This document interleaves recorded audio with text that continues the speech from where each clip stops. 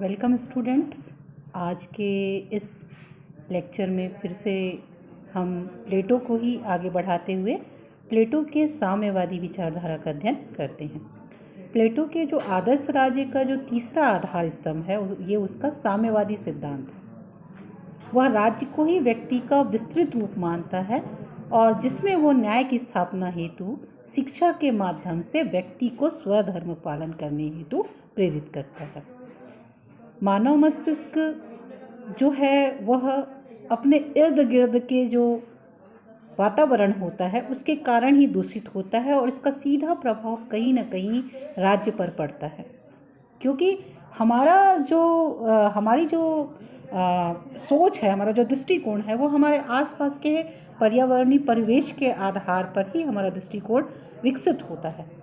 तो यहाँ पर प्लेटो ये कहता है कि जो संरक्षक वर्ग है, संरक्षक किसको माना है कि जो समाज के जो 3 वर्ग हैं, जिसमें शासक और जो सैनिक है उसको उन्होंने संरक्षक वर्ग के अंतर्गत रखा है।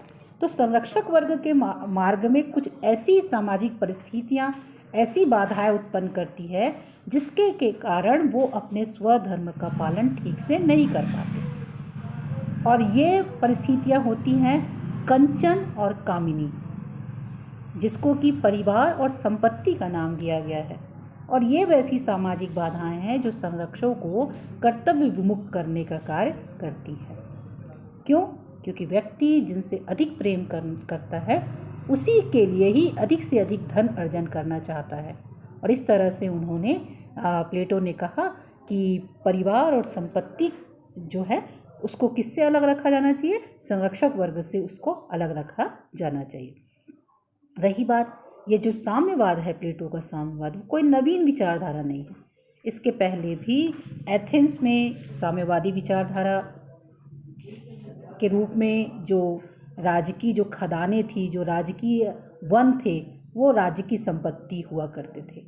स्पार्टा में भी भूमि भले ही व्यक्तिगत होती थी पर उसके द्वारा जो अर्जित जो अनाज होते थे उसके द्वारा सामूहिक भोजनालय चलाए जाते थे। और इस तरह से क्रीट नामक नगर में तो राज्य में तो सहकारी खेती होती थी। तो इस प्रकार साम्यवाद विचारधारा कोई नवीन विचारधारा नहीं है, ये पूर्व में ही प्रचलित थी। प्लेटो के अनुसार साम्यवाद का क्या आशय है? प्लेटो ने साम्यवाद का अर्थ बतलाते हुए कहा कि परिस्थितियों से उन सारे तत्वों को दूर करना जिसके कारण आत्मा का विकास रुकता है, क्योंकि आत्मा का विकास तभी अच्छे ढंग से हो सकता है जब परिस्थितियां उसके अनुकूल हो। ये साम्यवादी विचारधारा का आशय प्लेटो ने बतलाया। अब साम्यवादी विचारधारा के क्या क्या स्रोत है? मनोवैज्ञानिक आधार कि राज्य की स्थापना हेतु ये आवश्यक है और संरक्षक वर्ग को विवेक, शौर्य तथा निस्वार्थ भाव से कार्य करने के लिए प्लेटो जो था वो उसको परिवार और संपत्ति के आकर्षण से मुक्त रखना चाहता था। व्यवहारिक आधार भी है उसका, राजनीतिक आधार भी है, दार्शनिक आधार भी है और उसका भावनात्मक आधार भी है। अब आते हैं संपत्ति का साम्यवाद। प्लेटो की दृष्टि से राज्य प्रधान है, न कि व्यक्ति, और राज्य के हित के सामने हमको अपनी समस्त सुख सुविधाओं का बलिदान कर देना चाहिए, ऐसा प्लेटो मानता था। और इसीलिए प्लेटो कहता था कि राज्य में आर्थिक संपत्ति और राजनीतिक संपत्ति को अलग अलग रखा जाना चाहिए। इसीलिए उन्होंने शासक और सैनिकों को निजी संपत्ति रखने का वो विरोध करता था। उन्होंने तो यहाँ तक कह दिया कि शासक और सैनिकों के पास तो अपना निजी घर भी नहीं होना चाहिए। शासक और सैनिकों को तो खुले आसमान के भीतर सार्वजनिक शिविरों में रहना चाहिए। प्लेटो की विचार शक्ति यदि राज्य में संग्रहण की सबको छूट दे दी जाए तो यह संभव है कि राजनीतिक पदों में चुनाव का जो आधार है वो ज्ञान या सद्गुण न होकर के धन हो जाएगा, जैसे आज हम देख रहे हैं। तो उसकी दृष्टि से निजी संपत्ति का विनाश इस बात की गारंटी है कि सरकारी पदों पर लोग अपने गुणों के कारण आएंगे, न कि शक्ति के आधार पर या पैसे के आधार पर। तो इस प्रकार से प्लेटो ने बहुत अच्छे ढंग से संपत्ति के साम्यवाद को परिभाषित करने को समझाने का प्रयास किया। संपत्ति के साम्यवाद की अपनी कुछ विशेषताएं हैं, है ना? प्लेटो का साम्यवाद आर्थिक नहीं अपितु नैतिक है। नैतिकता से उसको जोड़ करके उन्होंने देखा। संपत्ति का साम्यवाद जो है वो सामान्य सार्वभौमिक साम्यवाद नहीं अपितु सीमित साम्यवाद है, क्योंकि उन्होंने ये साम्यवाद की जो व्यवस्था है वो किसके ऊपर लगाई है? केवल संरक्षक और सैनिकों के ऊपर लगाई है। इसलिए इसको उन्होंने क्या नाम दिया है? सीमित साम्यवाद का नाम दिया है ना। प्लेटो का जो साम्यवाद है एक तरफ तो संन्यासवाद है, पर दूसरी ओर वो कुलीनतावाद मानता है। इसका उद्देश्य राजनीतिक है, आर्थिक नहीं है। प्लेटो ने जो साम्यवाद की स्थापना की बात जो की है उसका जो उद्देश्य है वो राजनीतिक है, आर्थिक नहीं है। अब रही बात आलोचना में, बहुत सारे आलोचक प्लेटो के इस संपत्ति संबंधी साम्यवाद को आलोचना करते हुए कहता है कि मानव प्रकृति के विरुद्ध है, क्योंकि मानव प्रकृति में तो जन्मजात संचय करने की प्रवृत्ति पाई जाती है। ये अर्ध साम्यवाद है, क्योंकि समाज में दो वर्गों के ऊपर लागू होता है और उत्पादक वर्ग को इससे अलग कर दिया गया है।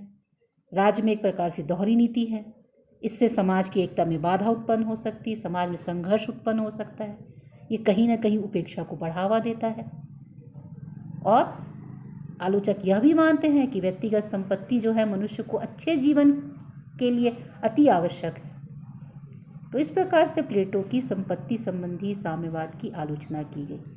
प्लेटो का जो दूसरा साम्यवाद है स्त्री व परिवार का साम्यवाद, उसमें उन्होंने एक कोटेशन के साथ अपनी बात की शुरुआत करते हुए कहता है कि कुत्ते के साथ कुतिया भी भौंक कर घर की रखवाली का काम पूरा करती है, अकेले कुत्ते ही घर की रखवाली नहीं करते। अतः राज्य की रक्षा के लिए केवल पुरुष ही क्यों अकेले उत्तरदायी हो। प्लेटो की मान्यता थी कि परिवार एवं व्यक्तिगत संपत्ति एक दूसरे से जुड़े हुए हैं। परिवार वह संस्था है जो व्यक्ति को संपत्ति उपार्जित करने के लिए बाध्य करती है।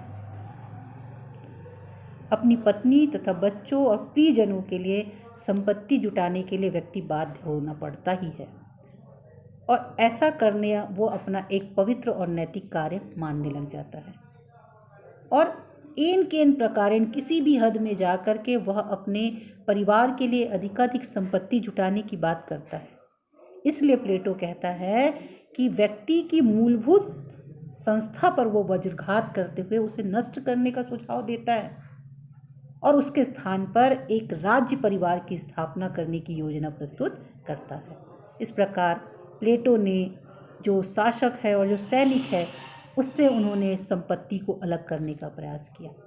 परिवार या स्त्रियों के साम्यवाद की क्या विशेषता है कि संरक्षक वर्ग को परिवार के मोह से मुक्त करना, ताकि वो निश्चिंत होकर के देश और समाज की क्या कर सके, की सेवा कर सके बिना किसी मोह के। राज्य में एकता की स्थापना होगी, क्योंकि सबका एक परिवार होगा। राज्य के असंख्य बच्चे सबके बच्चे होंगे, तो राज्य में एक प्रकार की एकता की भावना होगी। महिलाओं को भी मुक्ति मिलेगी, किससे? परिवार से, और वो उसको भी समानाधिकार प्राप्त होंगे, क्योंकि प्लेटो कहता है कि महिलाओं की आधी जिंदगी तो केवल परिवार को चलाने में, संचालन करने में ही बीत जाती है, और वह अपनी योग्यता का प्रयोग नहीं कर सकते हैं। इस प्रकार से विवाह संस्था में सुधार आदि की बात प्लेटो अपने परिवार व संपत्ति साम्यवाद में बतलाने का प्रयास करता है। किंतु आलोचक इसकी बहुत घोर आलोचना करते हैं, क्योंकि वो कहते हैं कि प्लेटो ने खुद केवल कभी के विवाह नहीं किया, वो आजीवन उन्होंने अविवाहित रहे, इसलिए उन्होंने परिवार और पत्नी और बच्चों के मोह वो नहीं समझ पाए। दूसरा, ये काल्पनिक सुख के लिए वास्तविक तत्व की उपेक्षा की बात करता है। प्लेटो का विवाह धारणा भी त्रुटिपूर्ण है। यह राज्य में कलह व ईर्ष्या भी पैदा कर सकता है। एक प्रकार से बच्चों की उपेक्षा क्यों? क्योंकि सामूहिक रूप से यदि बच्चे किसी शिविर में रखे जाएं तो उनको वो प्यार, ममत्व जो एक परिवार के भीतर उनको प्राप्त होता है वो उनको नहीं हो पाएगा। हो सकता है इससे उनका सही नैतिक विकास भी ना हो सके, है ना। और दूसरा चीज़ वो कहते हैं कि राज्य जैसी संस्था के लिए परिवार का बलिदान करना कोई उचित नहीं है, यह भी आलोचक मानते हैं। दूसरा, वो कहते हैं कि स्त्रियां ममत्व, ममता, प्रेम का परिचायक होती हैं, और ऐसे समय में उनसे परिवार को छीन लेना भी गलत है। तो इस तरीक़े से प्लेटोन के साम्यवाद विचारों की बहुत अधिक क्या की गई थी? आलोचना की गई थी। तो यह है प्लेटो का परिवार संबंधी, संपत्ति संबंधी साम्यवाद। और अधिक अगर विस्तृत रूप से आपको इसको पढ़ना है तो मैं इस वीडियो के साथ इसके PDF का लिंक शेयर कर दूंगी, आप डाउनलोड करके इसको और विस्तृत रूप से पढ़ सकते हो। धन्यवाद।